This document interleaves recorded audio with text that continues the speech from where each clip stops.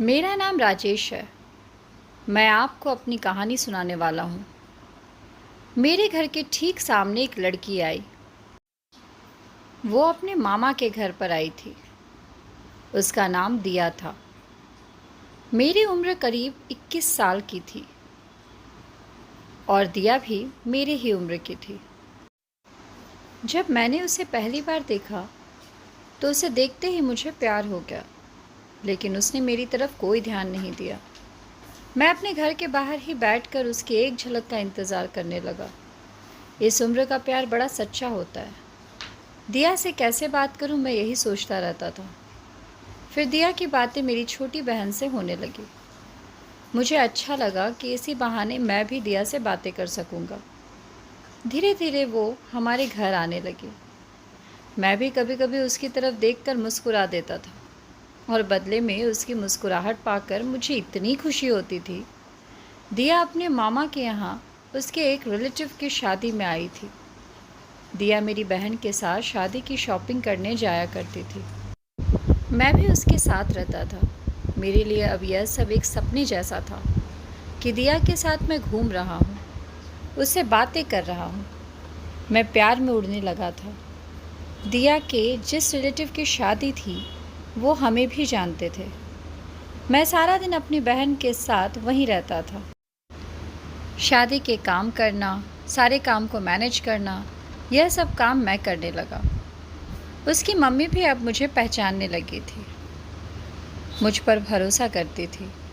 मुझ पर इतना भरोसा हो गया था कि दिया को मेरे साथ अकेले ही कुछ भी खरीदने और सामान लाने के लिए भेज दिया करती थी। उसकी मामी, जो हमारे सामने ही रहती थी, वो तो पहले ही मुझे अच्छे से जानती थी। मैं अभी के लिए तो सुबह शाम दिया के साथ ही रहता था। मुझे प्यार हो गया था। सपना देखने लगा था शादी का। मेरे दोस्तों को पता चल गया और वो अब मेरी टांग खींचने लगे, मुझे चिढ़ाने लगे। बोलते थे कि दिया को बता दे। मैं मना करता था। दिया का मुझे पता नहीं था उसके मन में क्या है, लेकिन उसकी आंखों में मुझे मेरे लिए कुछ तो दिखाई देता था। मैंने अपने दोस्तों की बातों को मान लिया और मैंने उसे प्रपोज़ करने का सोचा। उसने रिलेटिव की शादी के बाद मैंने उसे प्रपोज़ करने का सोचा। शादी हो गई। शादी के बाद भी हमारी बातें शुरू रही।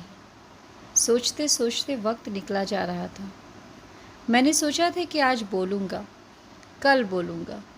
इसी में समय निकलता जा रहा था। इस दौरान उसकी मम्मी को कुछ काम आने की वजह से जाना पड़ा।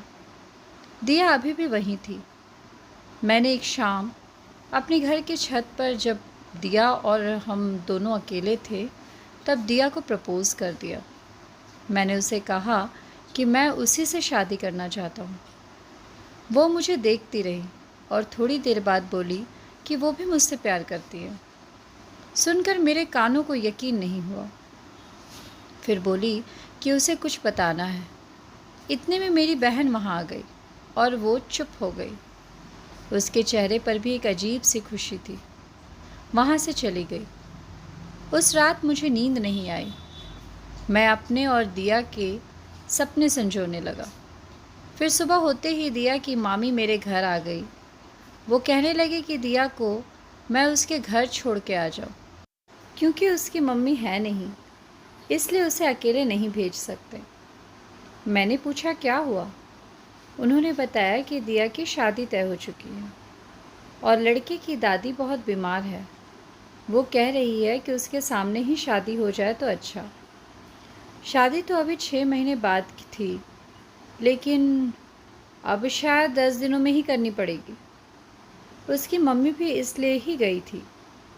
उनकी बातें सुनकर जैसे मेरे दिल के टुकड़े टुकड़े हो गए।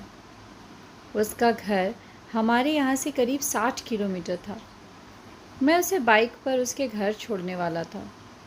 मैंने भी सोचा कि मैं इतने दिन रुका, एक रात और रुक जाता तो दिया को पता नहीं चलता और ना ही मुझे कि वो मुझसे प्यार करती है। दोपहर को हम लोग जाने वाले थे। इस दौरान मेरे दोस्त को भी पता चल गया था। वो मुझे कह रहा था कि अगर लड़के की हाँ हो तो तू उसे भगा ले। मैं बाइक लेकर तैयार था। वो अपना छोटा सा बैग लेकर आई और पीछे बैठ गई। बाइक में मैं चला रहा था और मेरे मन में कई ख्याल थे। मेरे दोस्त ने जो बोला था वो भी मैं सोच रहा था। उसने जिस तरह से मेरे कंधे पर हाथ रखा था, मुझे पता लग गया था कि उसके दिल में भी शायद यही चल रहा है। लेकिन हम दोनों ही चुप थे। खामोशी हमारी मजबूरी बयां कर रही थी। उसकी मम्मी और उसकी मामी को मुझ पर इतना विश्वास था कि उन्होंने अकेले ही मेरे साथ भेज दिया। मेरे प्यार पर उनका विश्वास भारी पड़ गया था। मैंने उसे उसके घर छोड़ दिया। बाइक से वो नीचे उतरी। उसकी मम्मी मेरे आते ही मुझे देखकर कहने लगी, चल अंदर चल, धूप में इतना चला कर लाया है। खाना खाए बिना उन्होंने मुझे आने नहीं दिया। उसके बाद मैं वहाँ से निकल गया। वहाँ से निकलने के बाद मेरे अंदर एक अजीब सी शांति थी। मुझे बहुत अच्छा लग रहा था। जब कभी कोई हमें अपने दिल में, अपने घर में जगह देता है, तब हमारा फ़र्ज़ होता है उनके विश्वास को ना तोड़ा जाए, वरना कोई किसी पर भरोसा नहीं करेगा। तो दोस्तों, अगर आपको मेरी ये कहानी अच्छी लगी हो तो इस कहानी को लाइक करें, ज़्यादा से ज़्यादा शेयर करें और हाँ, मेरे चैनल को सब्सक्राइब करना बिल्कुल ना भूलें। धन्यवाद।